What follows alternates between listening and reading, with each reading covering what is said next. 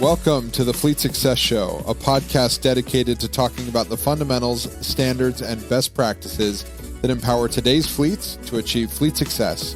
Let's get into the show. All right, welcome back for another episode of the Fleet Success Show.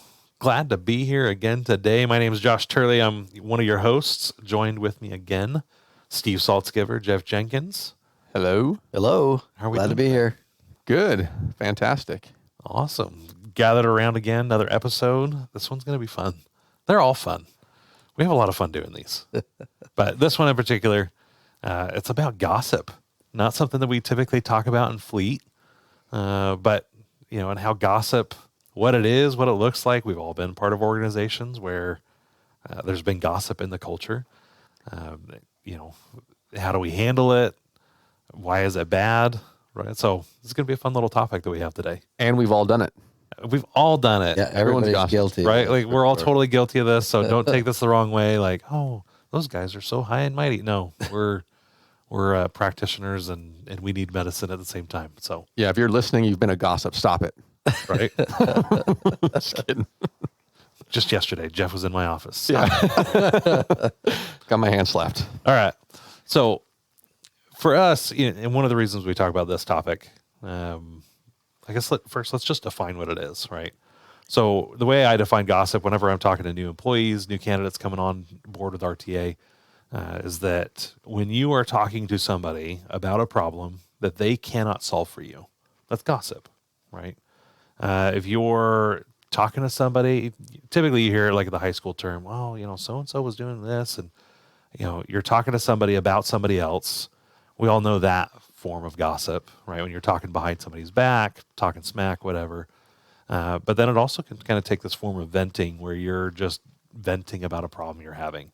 And you're telling somebody who has no bearing or no influence on the problem, can't solve it for you, but you're just dumping, right? And so for us, we roll these all up, and those are all forms of gossip that we try to stamp out here at RTA. And one of the reasons is that we believe it's one of the biggest threats to team unity is to have gossip in your culture. We got this idea, you know, Dave Ramsey talks about this a lot at his company. In fact, it's one of their core values is no gossip. But it's for this reason, is that it's a huge threat to the team continuity, to how the teams interact with each other, the respect and love that you guys have for one another. Nothing destroys it faster than knowing that somebody's talking about you behind your back, and they don't have the courage to come talk to you straight up. So we're going to talk a little bit about gossip today. And it's especially damaging if the leadership is gossiping. It's Yeah, times that's 10. detrimental, right? So Yeah, and if you notice, every organization I've been, you've always got like two predominant people or two predominant groups. One of those people is the gossip, right? Or one of the groups is the gossip. And the other person is the one who gets people gossiping and venting to them because they allow it. The enabler. Yeah. Yes. So you've got those two different people, right? So it's how do you address those people that are especially bad within the organization, and how do you change that and get it better? it's also a gossip's evil cousin, rumor. I heard a rumor. Right? Spreading that Did you through hear your about this? organization. Yeah. Totally unfounded. Yeah. And again, you're taking a problem or a concern or something to somebody who can't do anything about it. Right. We were listening to, who were we talking to? We were at Entree Leadership, and John Deloney was giving a speech about bricks in your bag, right? Yep. And a lot of times we don't realize that, you know, like we all have these bricks and these burdens that we carry around. When we're gossiping, when we're venting to somebody else, we're literally taking a brick out of our own backpack and just putting it in theirs. Like, hey, I'm not miserable enough, so here, you go ahead and carry this brick for me too, right? Well, but you're not giving it to them. You still have that brick. You're making a copy of it And put it in their putting it in backpack. their bag, right? Because you're not getting rid of it because you're part of the problem then as you well. still carry it on. Yeah. You know, Because most likely I'm not just giving that shit to somebody else, right? I'm keeping it and then I'm passing it around to other people and not just one. well, and how often do we hear that? Well, I'm venting just because I needed to let off some steam or I needed to just process it.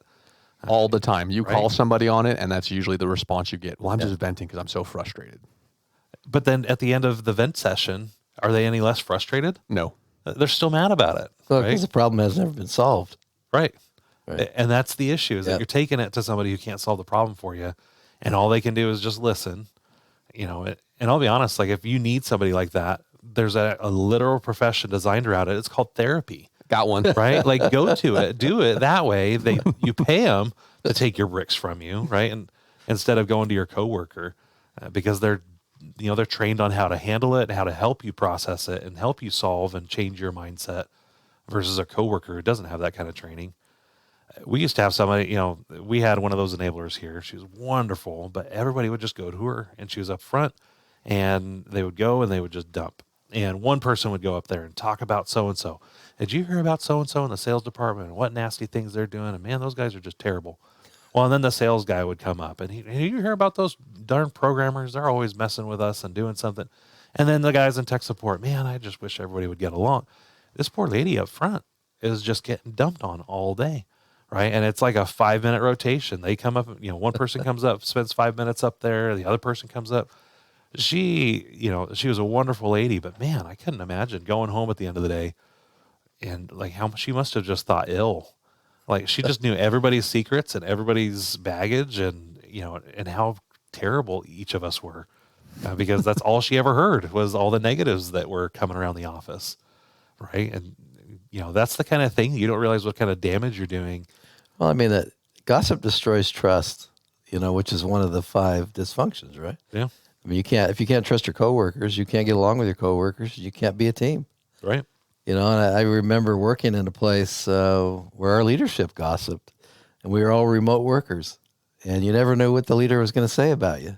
You always found out kind of in the back channels, and well, and isn't that a terrible way to say it? Did you hear what your boss said about you the other day to me? Yeah, right? it was like, really? Last time I talked to him, I thought I was doing good. Yeah. So and that's crazy. exactly it. Is it's not having the courage to be direct, right? And you say it through the back channels because it doesn't take any courage to talk about somebody to somebody else, right? And then it just trickles through, and then you're just, well, if you really felt that way about me, but yet to my face, you're saying this whole different persona.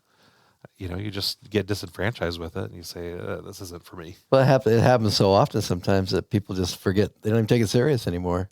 Yeah. They don't even look at it as a criticism anymore. Yeah, I mean, and you're really naive if you think that someone coming to you gossiping about someone else is not going to do the same thing about you. Exactly. Yeah, amen. Right. Yep. And that's the big thing, right? Is you like, oh well, so and so is a Everybody piece just of likes to come to me. I love it. So and so is a piece of crap because this other person said something about him. But I promise you, they're not stopping there. If they're gossiping about one person, they're gossiping about you at some point in time as well. Yep. So one of the rules with gossip, one of the ways we try to address it head on is we kind of set this ground rule that, look, if you have a negative, if you have a problem, right, like we want to deal with that problem, you hand the negatives up, right? So if you've got a problem with something happening at work, you got a problem with a coworker, one, we want you to try to address it directly with that coworker. Sometimes you're not comfortable with it or you've tried and it's just not going anywhere. You don't go to your teammates, though, and say, man, I hate working with that guy, Steve. He is just terrible. Jeff, do you know what Steve did the other day? No. You go to your manager and you hand it up and say, I'm having a really hard time with Steve. How do I help? How do I do this? Right. And you hand that negative up and then the manager helps you address that problem. Now, if your problem's with your manager, then you go up another level, right? Or you go to HR, or you go to somebody else that can help you with the solution, but you don't go to that manager's peer and you don't go to, that manager's manager and try to get them fired or something. That you want to go and hand it up to somebody that can solve the problem. We never hand gossip or negatives down and around, right? If you're handing it to somebody that can't handle it, it's the wrong person. Well, and the most important part, first of all, is trying to resolve it yourself, right? I mean, I think that's where a lot of people they don't like confrontation, very non-confrontational. They don't want to go and address a topic that may be a little sticky because it makes them uncomfortable. But the best way to nip it in the bud, the best way to stop it is actually to address something head on. And I get it. You're not comfortable. Okay, go to your manager, and then maybe your manager will pull you all in a room together, right? Because the problem also with going to a manager is that you go to a manager and then the manager talks to that person. The person, they may lie about it, deny it, whatever else, and then nothing's really resolved, right? So he said, she said. The best way to actually stop all this, get everybody in a room together, and let's talk about it. Yep. Because you're going to get the truth out and you're going to find out what the root cause of that issue is, and you're able to address it right there.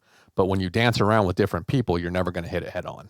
Right. You know, it's kind of interesting too. I've worked in several different states, and the different way that people interact with each other. Like I've worked up in the Northeast, people are right in your face. They have no qualms about telling you if you got a problem.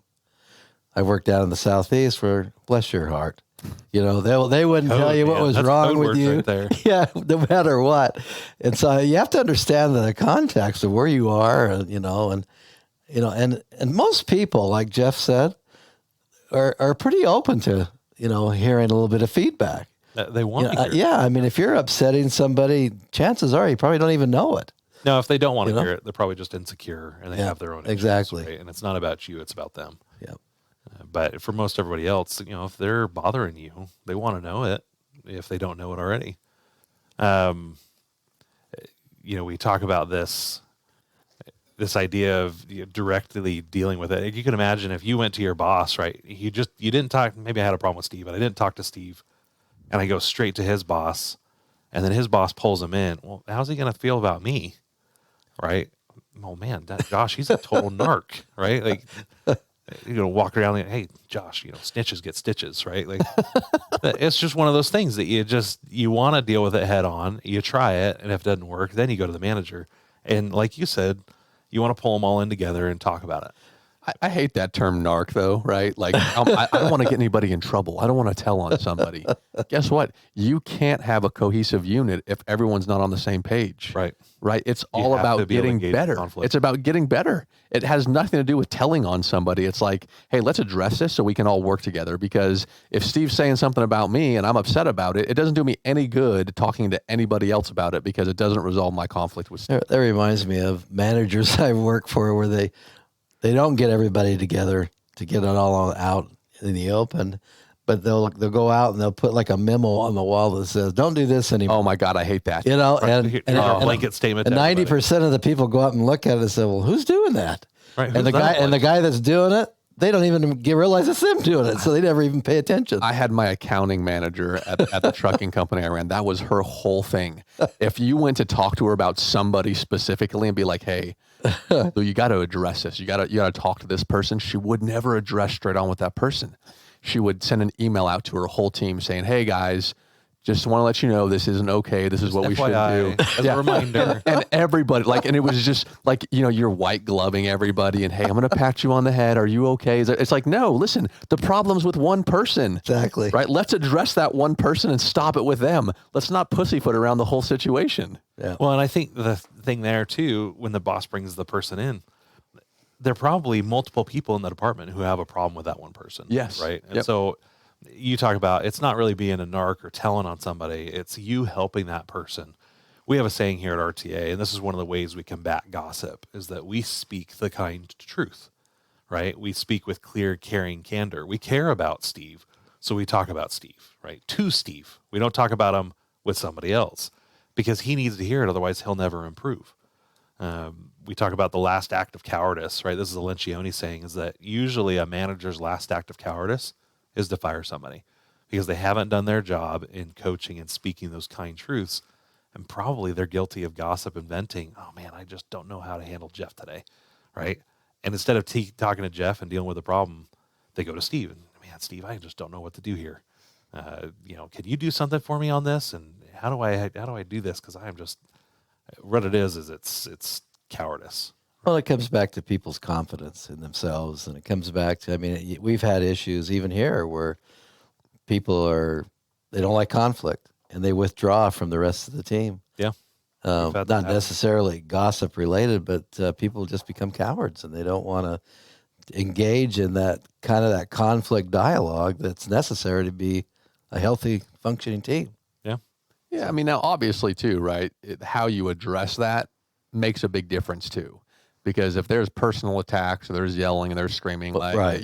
If you've got that when you go to somebody and try and get engagement, of course you're never going to want to talk to them, right? I don't want to deal with that shit. I'm gonna, I'm gonna completely ignore it because it never gets us anywhere. Right. So it's not only how you address it, it's how you receive it, and you've got to be on a mature level when you're having those conversations. Then we got to be humble. Both parties have to be humble about it, is to recognize where you need to improve, but then saying it in a way that's done with, we talk about caring candor is it's done out of a place of kindness and caring, not out of a place of vindictiveness or trying to score points or being right. Those all things, they all fly out the window. If you really want to deal with gossip, you have to get rid of those. Yep. And really try to build up people and come from a place of good intent, right? And call that out too. I think that's one of the best things to do for a manager when you have one of these meetings, set the tone right away. Hey, this is going to get a little bit uncomfortable because we're going to have to address something that, nobody likes talking about, but we're doing it because we really care about you. We really value you as a member of the team, and we want you to keep being here for as long as possible. And we think this is something that you probably just don't even know you're doing, and we want to help you get better. Are you open to that? Right? Just set the tone. Nobody's getting fired today, right? You set the tone right up front and then move from there. It could be anything. I remember in my management career, I had a guy with bad body odor. Something simple like that, right? Super simple. Yeah. And every one of the employees just complained about him constantly, and I finally had to pull the guy aside and say, you don't have a lot, you have an issue here, and your employees are complaining about it, and I can help you talk to them about hygiene and everything else. And, it could be something simple like that. And the guy, maybe he didn't pay attention to that in his life. Maybe it wasn't even an issue to him, and so one of the things that we talk about is this fundamental attribution bias, right? Which is where, you blame all the negative things that happen to you on your environment, right? You're late for work. You cut somebody off. It's all about, oh, sorry, I didn't see you. There was this crazy thing that happened at home, right? But somebody else is late to work or somebody else cuts you off, and it's because they're a bad person, right? So negatives in your life are you blame on the environment, but negatives in somebody else's life, you blame on their character. And we misalign the blame on where things are at. And that's what happens with gossip is sometimes they don't even know they're doing it, but because of fundamental attribution bias, you just don't want to deal with it because you assume, well, Steve's doing that just because he's a jerk, right? When in reality, Steve has no clue that he's coming off that way and saying something in a way that you don't like. Well, and people get away with it for so long and don't ever have it addressed that it just becomes second nature to them, which I think is probably the bigger deal, right? Yeah. You just have no one's ever addressed it. You've never hit it head on. So it's okay. Like I had this lady worked at my company. She'd been there for 30 years. And guess what? She was the cancer. She was the gossip. And she didn't even recognize it because she'd been doing it for 30 years. Well, and you've probably seen it at a lot of different companies, right? If you've ever worked for more than one company, you've seen it at company after company after company. So when somebody comes to you in your organization and you've got a no gossip culture, like that's really, you have to almost untrain somebody. Yes. Right. And desensitize them to it. And like, hey, we don't do that here. Right. I remember. Ramsey says that. Yeah, I was going to say, I remember a situation in my career where I was the fifth fleet manager in 5 years. And I came out of a staff meeting one day and I heard the assistant fleet manager tell everyone, just ignore him. He'll be gone soon. We don't need to do anything he says, and it was not really a form of gossip per se, but I mean, that just permeates through your whole organization. Yes. And I remember myself thinking, all right, I'm going to stick this out. This is not going to happen. I'm going to be here more than a year, and how long were you there? Actually I was there 12 years. There you go. And that person was only there 2 years longer or less. They didn't last 2 years because they couldn't quit that. Yeah. So eventually we had to displace them and move them to a job that they were better at. Yeah. So Jeff, you talked a little bit about the enabler, right? And so in that case, we have somebody telling to a whole group of people, but we see it one-on-one. We see it in group settings. If you're that person who's the enabler, maybe not the gossiper, one of the things we talk about here is like, you got to shut that down. You have a moral imperative to say, hey, I can't help you with this and you're wasting my time and my energy. Right. Like I know we've had conversations like that in the past, like they have just as much a part to play in this as the person doing the gossiping and the venting. Well, they do. And a lot of times it's like, they're friends or a new person comes up and meets you and wants to, get a relationship going. And so that's how they do it. They break into it with asking about other people or gossiping. And they bond over gossiping, yeah, right? it just sets a whole bad precedent. And I get it. It's uncomfortable, right? Someone comes to me and starts bitching about somebody else. It's uncomfortable to say, listen, I don't want to hear that, right? It's time or place. No, I'm not interested. It's difficult. But if you allow it once, you're going to allow it twice, 3 times, 4 times, and then it's going to be a routine. And it's just not bringing that person down. Eventually, it's going to bring you down as well. Yeah. So if you're a manager, you know gossip is bad. You know you got venting in your organization. How do you address it? How do you start the process of getting the mindset to shift? Well, if you haven't ever addressed it before, one, you've got to address it company-wide. You've got to start with everybody and make sure everyone understands, hey, there's too much gossip going on, right? We've got to stop this. It probably even starts with you. Well, right? It does. You got to stop. Well, if you're doing it yourself, you got to stop, right? And odds are, if it's happening in the organization, you're part of the problem. Absolutely. Right. And you've got to call each other out, right? You've got to create the culture and the environment to where you can call each other out when that's happening, right? If everyone's so afraid of you that they can't come to you saying, hey, listen, you're part of the problem, you're a gossip, it's never going to go anywhere. Well, and I think that's why it's important to go over your core values periodically, so that people understand that, this is not going to be tolerated. This is how we treat people. Yeah. I know people, and as a CEO, you've had to go over in our staff meetings, and people say, oh, I have to hear this again. But the fact of the matter is you're going to constantly need to hear it. Yeah. Because we are human, we err, we slip, we go backwards, and so I think that's what's important is setting those expectations and having the standards set. Well, then reinforced, yes. Right? Like you're just constantly reinforcing it. So you address it, you talked about doing it company-wide, and then just any time that it comes up, you talk about it right then and there. You don't wait. Because if you're waiting too long, and then the moment's lost, and the power of the moment's gone, right?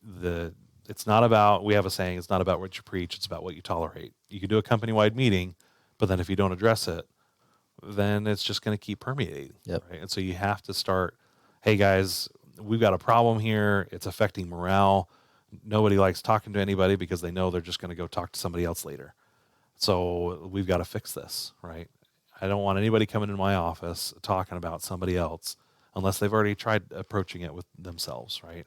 If I hear gossip or venting in the office, hey, can he help you with that problem? Oh, well, who can help you with that? Why don't you go talk to your manager about that, right? If somebody's coming into your office, what have you done to solve it, right? Just not waiting, striking while the iron's hot, because that's when it's most moldable. And pretty soon it'll get to the point that people are like, you know what, I'm not gonna do that around here, and they recognize how important it is to have that, and then they start policing themselves. And when somebody starts gossiping, oh man, I can't help you with this, and you're wasting my time. I got to move on. Well, that's a huge. Go talk to your manager about that. That's a huge issue. Think about the loss of productivity, the lack of respect for people. I mean, it's just like you said up front. It's a cancer. Well, it is, and we all know people that we know we can't say things to. Yeah. Right, because it's going to get around. It'll gossip. You know what I'm saying? Yep. I mean, everyone. That's what's funny is like everybody knows who the gossips are. It doesn't take much to figure it out. Well, and because you've heard, hey, guess what? I heard you talk to so and so about this, right? Yeah. And it's always the same so and so. Well, how did you hear about that? Well, so and so told me. Yeah, but they shouldn't have. And that's the problem. So, any last thoughts as we end this wonderful topic on gossip and venting and how destructive it is? Well, I would just say that, I've been managing people for 20 years and I still catch myself sometimes doing it to where I have to stop. So it's not something that is ever you're going to perfect. You're going to have to always recognize for yourself when you're doing it, and you may not even notice it, right? You just like someone may come in and be like, hey, did you, see what Joe did the other day? And you're like, yeah, he's a dick, right? And you're like, oh crap, I shouldn't have said that. Right.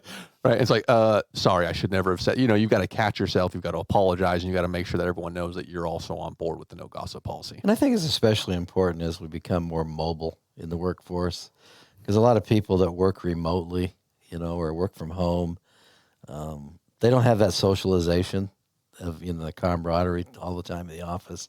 Any kind of gossip can destroy a person that's because the only out. thing they're overhearing is negative. Yeah. Exactly. Yep. Then all they'll ever have is a negative opinion of their coworkers, and who wants to work at a place like that? Exactly. So, all right. Well, enjoy the rest of your week. Thanks for listening today. As always, go tag us on social media, share the podcast with your friends on your networks. Shout out to some of our listeners who have been posting up on some of the NAFA boards and community boards. We love it. Keep spreading the good word, and we will see you next week. Wham, bam. Thank you, ma'am. Ignore any bad gossip about our podcast. Boom. Done. Later. Thanks for joining us on this episode of the Fleet Success Show. If you liked our show, we'd appreciate your 5-star review. Be sure to subscribe anywhere you listen to podcasts and come hang out with us anywhere on social media at Fleet Success. See you next time.